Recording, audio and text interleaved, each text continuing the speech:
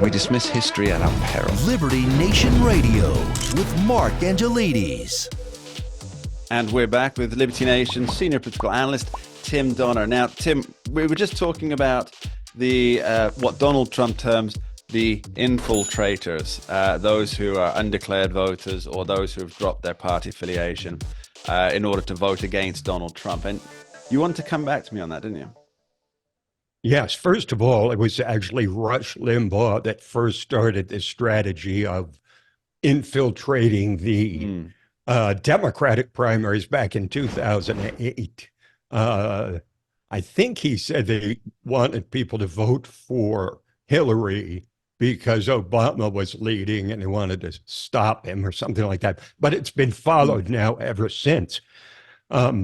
Right, it makes sense. And of course, there is a whole group that spent millions of dollars. We don't even know how much to make sure that Joe Biden would get more than 50% on the write-in ballot in New Hampshire. And they succeeded. He got almost 2/3 of the vote, it appears. But what happened to the old Democrat strategy that we were told for so many months was that they wanted to keep attacking and indicting Donald Trump because they wanted to induce Republicans to nominate him because they knew they could knock him off.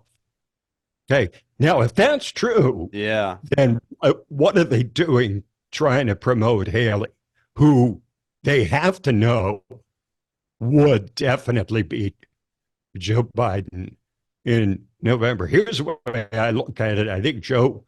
I think Donald Trump can beat Joe Biden.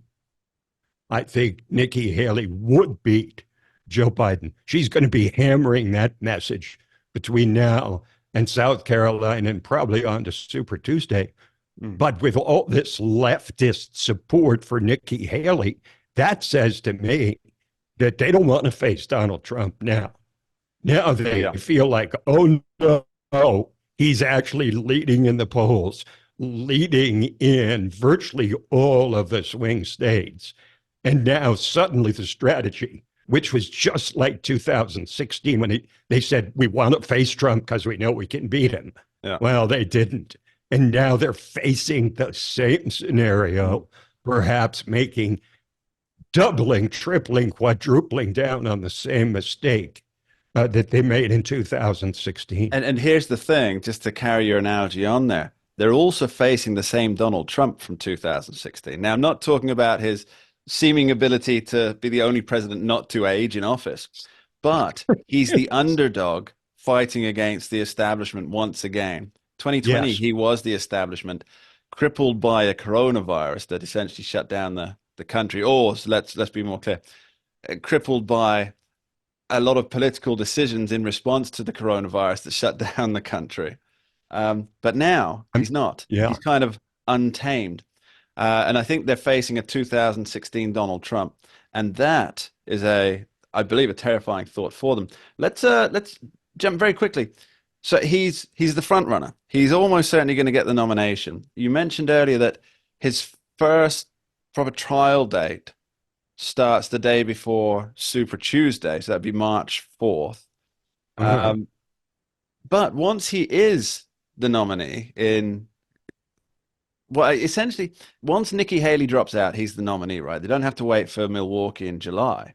Well, they'll go through a pro forma primary in a bunch of states because they've already set them up, but nobody will pay any attention. But it'll effectively be over, and Trump will turn his attention immediately to attacking Joe Biden.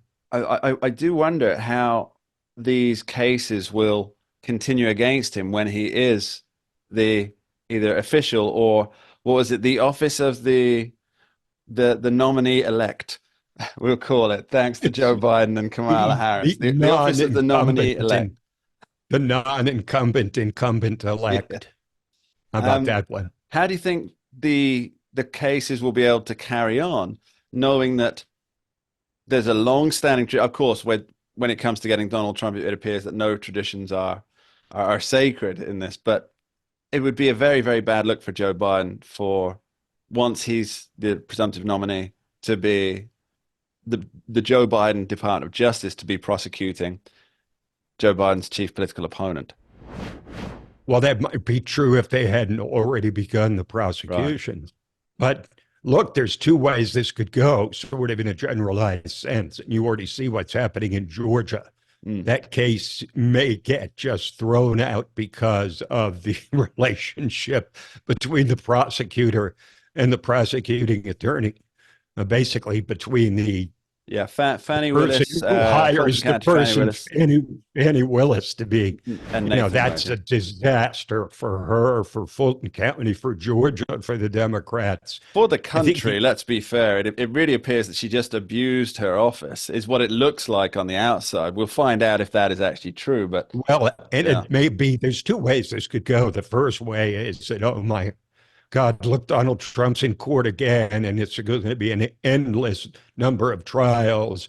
And I may prefer him, but it's not worth the trouble of voting for someone who may wind up in prison. That's one way it could go. The other way it could go is, okay, we've been hearing this for 8 years about the death of democracy under Donald Trump. We've been hearing that we're going to get a dictatorship. The stuff doesn't even land anymore. And yeah. all these prosecutions just prove that they can't beat him at the ballot box, so they're going to try to beat him in court. Those are the two sort of bookends of what could happen here on the legal front. But if you're the Trump legal team, there's one basic premise of your entire legal strategy. Do not get convicted before election day. Yeah, that's absolutely. it. Push everything back as far as possible. Yeah. Delay.